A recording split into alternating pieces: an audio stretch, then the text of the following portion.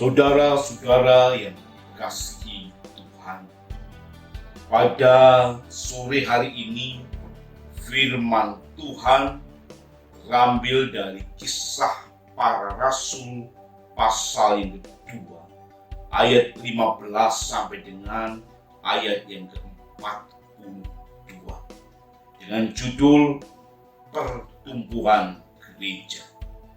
Saudara-saudara, kalau kita berbicara tentang pertumbuhan gereja, saya ingat dengan seorang kaisar dari Prancis yang bernama Clovis. Ketika dia menjadi orang Kristen, ia memerintahkan tentaranya untuk masuk ke dalam dua jalur atau dua pilihan. Satu, untuk dibaptis, dan yang kedua, dieksekusi. Pastilah banyak orang yang mau dibaptis dibandingkan harus dieksekusi. Tetapi saudara-saudara, apakah iman mereka sungguh-sungguh percaya kepada Tuhan Yesus Kristus? Memang dari segi jumlah banyak orang Kristen. Memang dari segi jumlah banyak sekali orang-orang yang dibaptiskan. Tetapi kualitas iman tidak pernah tahu. Kenapa? Karena cara pendekatannya dengan perintah untuk diharuskan menjadi Kristen. Bapak Ibu yang dikasihi Tuhan, gereja modern sekarang memang berbeda pada waktu Kaisar Clovis. Tapi yang terjadi adalah kadang-kadang di gereja-gereja sekarang ini lebih mengkultuskan bagaimana membangkitkan emosi dan juga bagaimana ibadah itu didukung dengan suasana yang membangkitkan emosi seseorang. Saudara-saudara, saya ingat seorang pemimpin besar Jerman yang bernama Hitler. Ketika Hitler mau membakar semangat para prajurit-prajurit Jerman pada waktu itu, Hitler naik ke podium, dia berteriak lantang, dan semua suasana mendukung bagaimana dia menyampaikan pidato. Dan orang terbakar untuk apa? Untuk berperang bersama-sama. Saudara-saudara yang dikasihi Tuhan Yesus, apakah ini juga merupakan satu cara bagaimana membangkitkan kerohanian jemaat-jemaat Tuhan model sekarang ini? Mari kita perhatikan bersama-sama untuk kembali kepada firman Tuhan yang diambil dari Kisah Para Rasul pasal yang kedua.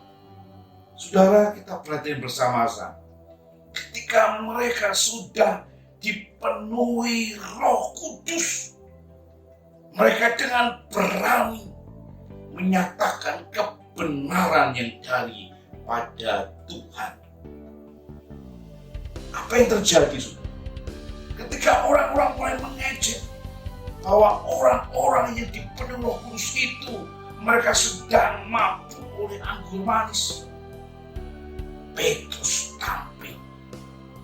Petrus berkata, tidak mabuk oleh anggur karena waktu ini adalah waktu siang. Lalu apa yang terjadi? Petrus berkhotbah dengan sungguh-sungguh, dengan kembali kepada firman Tuhan. Itu sebabnya saya berkata, bagaimana kunci pertumbuhan gereja yang pertama adalah fokus pada Tuhan Yesus.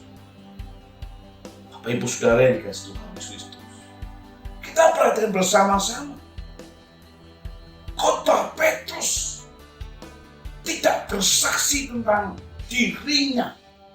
Khotbah Petrus tidak memakai pendekatan model sekarang ini yang seperti motivator rohani. Bukan. Tapi Petrus kembali kepada firman Tuhan, memberitahu tentang Tuhan Yesus dan apa yang dilakukan manusia berdosa ini terhadap Tuhan Yesus. Hasilnya apa, saudara? Pendengar tertusuk hati dan mereka mulai menyadari tentang dirinya dan bertanya kepada para rasul. Kita perhatikan bersama-sama Kisah Para Rasul pasal 2 ayat yang ke-20. Hai orang-orang Israel, dengarlah perkataan ini. Yang aku maksudkan ialah Yesus dari Nazaret, seorang yang telah ditentukan Allah dan yang dinyatakan kepadamu dengan kekuatan dan mujizat dan tanda-tanda yang dilakukan Allah dengan perantaraan Dia di tengah-tengah kamu, seperti yang kamu tahu. Kita lihat sama-sama, saudara. Petrus memperkenalkan siapakah Tuhan Yesus Kristus itu. Ayat 23 dan 24 dikatakan, Dia yang diserahkan Allah menurut maksud dan rencananya telah kamu salibkan dan kamu bunuh oleh tangan bangsa-bangsa durhaka. Tapi Allah membangkitkan Dia dengan melepaskan Dia dari sengsara maut, karena tidak mungkin Dia tetap berada dalam kuasa maut itu. Saudara-saudara yang dikasihi Tuhan Yesus, dikatakan oleh Petrus bagaimana Allah punya maksud dan rencananya. Maksud dan rencana Allah apa? Bagaimana membebaskan manusia dari kutuk dosa dengan cara mengorbankan Tuhan Yesus Kristus untuk mati di kayu salib. Jadi kematian Tuhan Yesus Kristus untuk menebus dosa manusia. Ini saudara yang dijelaskan Petrus kepada pendengar pada waktu itu. Dan kita lihat sama-sama penjelasan lagi dari Petrus ayat 33 dan ayat 36. Dan sesudah Ia ditinggikan oleh tangan kanan Allah dan menerima Roh Kudus yang dijanjikan itu, maka dicurahkannya apa yang kamu lihat dan dengar di sini. Ayat 36. Jadi seluruh kaum Israel harus tahu dengan pasti bahwa Allah telah membuat Yesus yang kamu salibkan itu menjadi Tuhan dan Kristus. Petrus sudah ngaling-ngaling. Petrus terbuka berkata Yesus adalah Tuhan dan Kristus. Penuh keberanian. Tidak memakai cara-cara pendekatan yang lain supaya bisa diterima dan sebagainya. Tidak. Petrus berkata Yesus adalah Tuhan dan Kristus. Ini berbeda dengan zaman sekarang yang mempunyai model ini, model itu supaya diterima dan sebagainya. Tidak. Kenapa? Karena kuasa. Ayat 37. Kita lihat sama-sama Kisah Para Rasul pasal 2. Ketika mereka mendengar hal itu, hati mereka sangat terharu. Lalu mereka bertanya kepada Petrus dan rasul-rasul yang lain, apakah yang harus kami perbuat, saudara-saudara? Ini saudara yang dikasih Tuhan.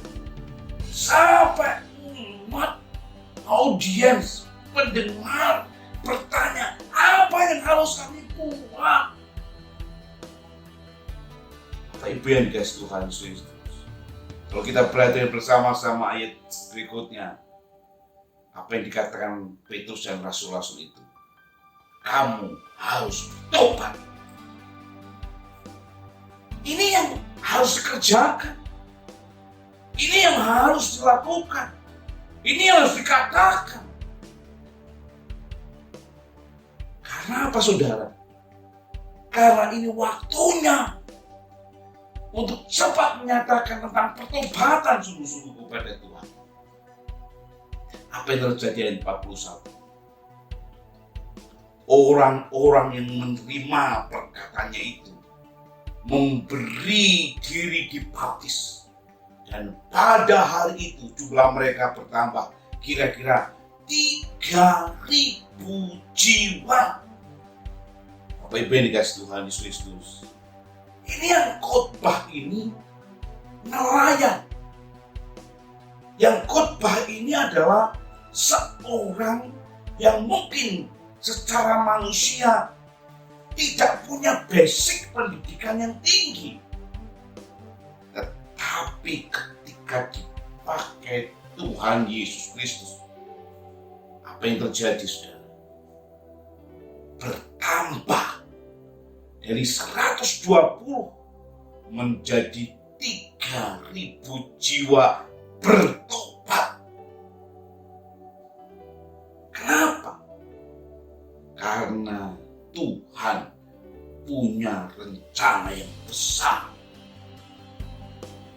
dan fokus kepada Tuhan Yesus. Khotbah itu harus fokus kepada Tuhan Yesus sehingga gereja bisa bertumbuh. Yang kedua, saudara, apa kunci pertumbuhan gereja? Adalah fokus pada pengajaran. Fokus pada pengajaran. Disinilah gereja modern atau gereja sekarang salah. Sebab apa saudara? Kata fellowship adalah koinonia. Dalam bahasa Yunani yang merupakan kata untuk persatuan, kesatuan. Ini berarti bahwa mengacu kepada persekutuan sejati di dalam gereja yang didasarkan pada berpegang pada iman yang sama, iman yang berpusat kepada pengajaran rasul-rasul. Kita lihat sama-sama sesudah mereka dibaptis, sesudah mereka percaya kepada Tuhan Yesus Kristus. Apa yang dikatakan dalam Kisah Para Rasul pasal 2 ayat 42? Mereka bertekun dalam pengajaran rasul-rasul dan dalam persekutuan. Dan mereka selalu berkumpul untuk memecahkan roti dan berdoa. Saudara-saudara yang dikasihi Tuhan Yesus Kristus, berkumpul untuk apa? Berkumpul untuk belajar bersama-sama. Berkumpul untuk apa? Berkumpul untuk apa? Untuk mereka melakukan satu pendalaman tentang firman Tuhan. Bapak Ibu yang dikasihi Tuhan Yesus. Jadi pengajaran itu harus menjadi satu tindakan yang besar. Karena tanpa pengajaran kita nggak bisa bersatu bersama-sama. Ada orang berkata kesatuan itu tidak harus satu pemahaman. Menurut saya kalau kita bicara tentang gereja, itu kesatuan harus punya satu pemahaman. Kalau kesatuan tidak ada satu pemahaman, yang terjadi akan terpecah-pecah. Itu sebabnya orang yang mau bersatu harus satu paham bersama-sama. Apa pemahaman yang paling dasar? Alkitab. Bagi orang percaya kepada Tuhan Yesus Kristus dan bagi gereja yang ingin bertumbuh. Itu sebabnya dalam Efesus pasal 4 ayat 3 sampai 6 dikatakan, dan berusaha memelihara kesatuan roh oleh ikatan damai sejahtera. Satu tubuh dan satu roh, sebagaimana kamu telah dipanggil kepada satu pengharapan yang terkandung dalam panggilanmu. Satu Tuhan, satu iman, satu baptisan, satu Allah dan Bapa dari semua. Allah yang di atas semua dan oleh semua dan di dalam semua. Wow, saudara yang dikasih Tuhan. Ini yang harus dikerjakan bersama-sama oleh gereja-gereja yang mau bertumbuh. Ajarannya harus jelas. Punya pemahaman tentang Tuhan yang jelas. Punya keimanan yang jelas. Punya baptisan yang jelas. Yang adalah satu dalam pemahaman. Pemahaman tentang Allah yang benar. Bapa yang benar. Dan itu satu bersama-sama. Kalau tidak bisa bersatu dalam pemahaman, saya yakin susah untuk bertumbuh bersama-sama. Itu sebabnya saudara harus satu dalam pemahaman supaya kita bisa bertumbuh di dalam Tuhan Yesus Kristus. Bagaimana dengan saya dan saudara? Apakah kita punya pemahaman yang sama tentang pengajaran dari firman Tuhan? Atau kita coba sendiri? Kita berkata, saya nggak sama kok. Kalau kita nggak pernah sama, yang terjadi adalah pasti dalam pemahaman berbeda dan akibatnya apa? Nggak bisa bersatu. Itu sebabnya pengajaran kaum baptis jelas. Bagaimana dengan tentang kristologi? Bagaimana dengan Allah? Bagaimana dengan dos hamartia? Bagaimana dengan eskatologi? Ini harus sama, harus jelas. Kalau tidak, kita nggak pernah bersama-sama. Walaupun saya katakan, orang baptis kadang-kadang selalu mengatasnamakan otonom. Tetapi harusnya di Indonesia pengajaran harus satu. Karena kita punya satu persamaan. Bapak-Ibu yang dikasih Tuhan Yesus Kristus. Kunci pertumbuhan gereja yang ketiga adalah fokus pada doa. Jadi gereja yang hidup kekuatannya adalah dalam doa. Lloyd Jones menganggap ini merujuk pada doa bersama di gereja daripada doa pribadi kita. Itu sebabnya saudara yang dikasih Tuhan Yesus, ketika kita berdoa, kita harus satu. Satu di mana? Dalam pergumulan di gereja bersama-sama. Kita lihat sama-sama saudara yang dikasih Tuhan Yesus. Ketika rasul-rasul dikejar-kejar oleh Raja Herodes, ketika rasul-rasul harus menghadapi tantangan, apa kekuatan mereka? Bukan hukum yang di nomor satu, tetapi yang di nomor satu kan adalah doa. Doa dan doa. Petrus bisa lepas dari penjara Bukan karena apa-apa, tapi karena doa jemaat. Sehingga Petrus bisa lepas dari penjara. Itu sebabnya saudara dan guys, Tuhan Yesus Kristus, kita harus paham bersama bahwa Alkitab memberitahu kita Allah mendengar doa umat. Itulah sebabnya kita harus dengan penuh keberanian berdoa kepada Tuhan. Kita lihat sama-sama, saudara. Ketika ada KKR, gereja mula-mula itu berdoa selama berhari-hari. Berkhotbah hanya beberapa menit. Tapi kita lihat 3.000 diselamatkan. Bagaimana dengan gereja sekarang ini? Berdoa 10 menit. Khotbah KKR bisa 3 hari. Atau bahkan mungkin 10 hari. Tapi saudara-saudara, berapa orang yang diselamatkan? Moga-moga 30 orang diselamatkan. Ini jauh berbeda. Jadi kuncinya pertumbuhan gereja adalah doa. Ketika gereja berdoa, gereja akan menggeliat untuk tampil. Itu sebabnya saudara, kita harus semangat untuk fokus-fokus yang kita kerjakan bersama-sama. Fokus pada Tuhan Yesus Kristus yang ditinggikan, yang diberitakan. Yang kedua, fokus pada pengajaran. Yang ketiga, fokus pada doa. Pasti gereja akan bertumbuh.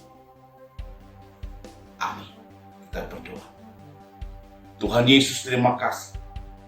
Tuhan memberkati kami dan menolong kami. Sehingga kami boleh diberkati Tuhan. Kami tahu Tuhan bagaimana sekarang gereja bisa bertumbuh. Hanya dengan 3 hal yang penting. Fokus kepada Tuhan Yesus yang dimuliakan.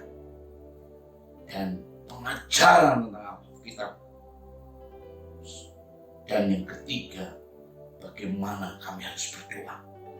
Tuhan berkati kami.